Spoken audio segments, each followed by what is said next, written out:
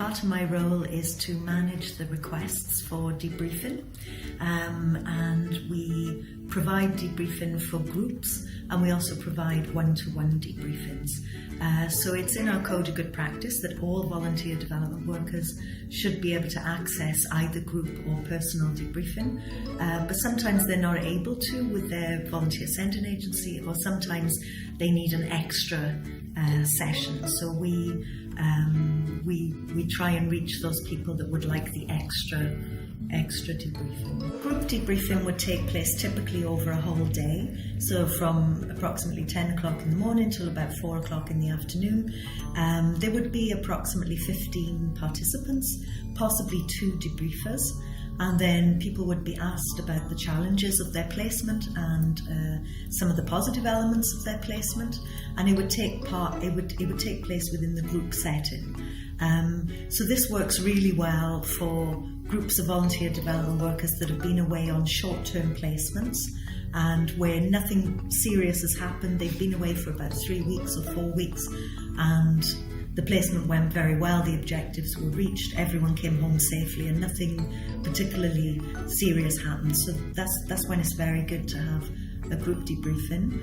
And then the personal one-to-one debriefings are very useful for people that have faced a few challenges while they've been overseas. Possibly they've been away longer, so for 3 months up to 2 years, and they really do have a few things that they'd like to discuss in detail. And that works better then for those people. It also works well for people who might have had challenges within the group. So one of their challenges might have been the team leader or the living conditions within, because they were living with other participants from the programme, and maybe that caused some distress or stress that they're still trying to manage now that they've come home.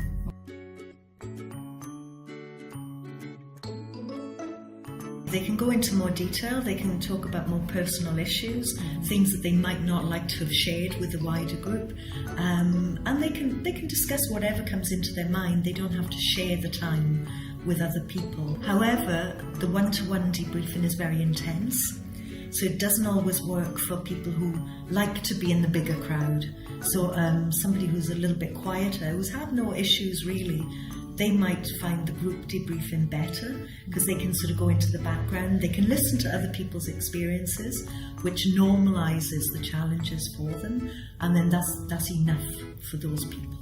We follow a framework which was devised by Dr. Debbie Lovell-Hawker, and she's a clinical psychiatrist and with many years of working with returned volunteer development workers and aid workers, and she established a 10-stage process whereby you ask certain leading questions and you try and guide the person through their own debriefing by asking certain questions and keeping them on track.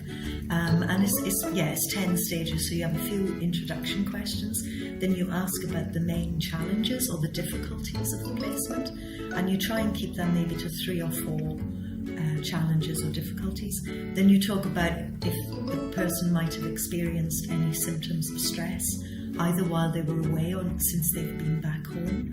And then you try and normalise those symptoms of stress and say that many people have felt those things and experienced them. And then you talk about the positive aspects about the placement, so that you're asking for the difficult, challenging things, and then you finish the debriefing with the positive aspects of the placement and any future plans that the person might have for the next few weeks. So particularly you're looking for, positive plans where they're looking after themselves, that they're doing something that gives them joy or happiness, that they're not stuck. They're not stuck in the placement. And then we follow up with the person 2 weeks later, either with a phone call or in person. And at that point, 2 weeks after the debriefing, we ask if the person would like further counselling. We don't ask at the same time as the debriefing, because you want to let some time go between the process and the actual intensity, either of a group debriefing or a one-to-one, and then the follow-up 2 weeks later. And if the person would like to avail of counselling, we can then refer that person on to an institute that we have an